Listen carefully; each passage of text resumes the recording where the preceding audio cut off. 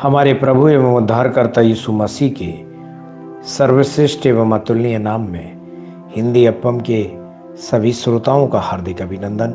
आज दिनांक 14 फरवरी दिन रविवार सन 2021 का मनन के लिए पाठ। आज का शीर्षक है दावने का नया यंत्र। यशायाह 41वें अध्याय के 14वें और 15वें वचन में हम इस तरह पाते हैं, हे कीड़े सरीखे याकूब, देख मैंने तुझे छुरी वाले दावने का एक नया और चोखा यंत्र ठहराया है। तू पहाड़ों को दांव दांव कर सूक्ष्म धूल कर देगा और पहाड़ियों को तू भूसे के समान कर देगा। अजीजों, परमेश्वर एक छोटे कीड़े को बड़े यंत्र में बदल देता है।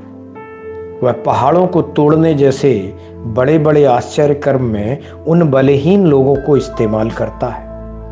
वह बुद्धिमानों को लज्जित करने मूर्खों को चुनता है। इस वचन को गहराई से ध्यान दें कि याकूब एक छोटे कीड़े की तरह दिखाई देता है। कीड़ा एक छोटा और नाजुक प्राणी है। इसके पास न गेंडों की तरह ताकत और ना ही बाज की तरह पंख है। यह परमेश्वर की रचनाओं में से एक नाजुक, विनम्र और साधारण प्राणी है।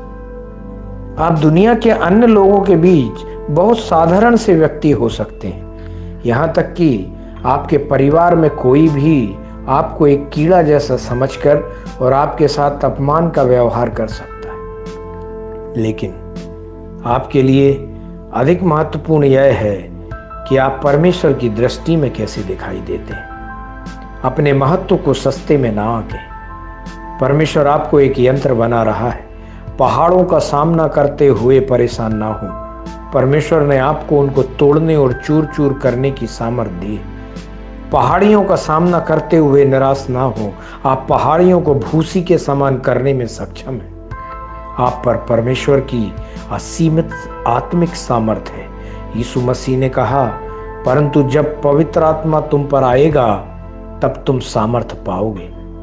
प्रेरितों के कार्य पहले अध्याय के 8वें वचन में हम ऐसा देखते हैं। चूंकि यह ताकत स्वर्ग से आ रही है, इसलिए आप पहाड़ों और पहाड़ियों को चूर चूर कर सकते हैं।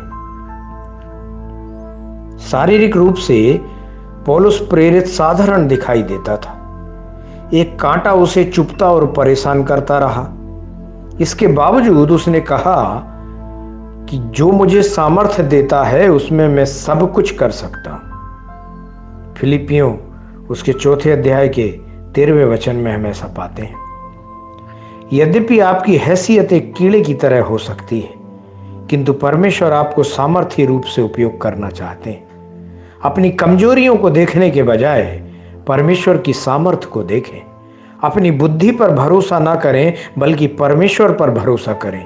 अपने दुखों के बारे में सोचने के बजाय परमेश्वर के अभिषेक से भर जाएं।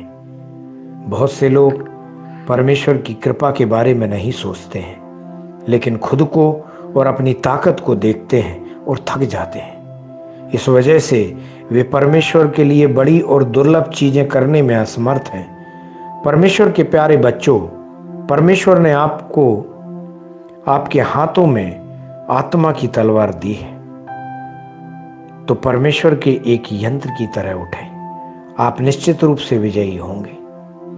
ध्यान करने के लिए जो वचन लिया है, इफिसियों की पत्री 6वें अध्याय के 10वां वचन, जहां यह लिखा है, इसलिए प्रभु में और उसकी शक्ति के प्रभाव में बलवंत बनो। परमेश्वर करे इन वचनों के सुनने पर, पढ़ने पर, मनन करने पर और उनके अनुसार चलने पर आपके जीवन में बहुतायत से आशीष दे। आमीन।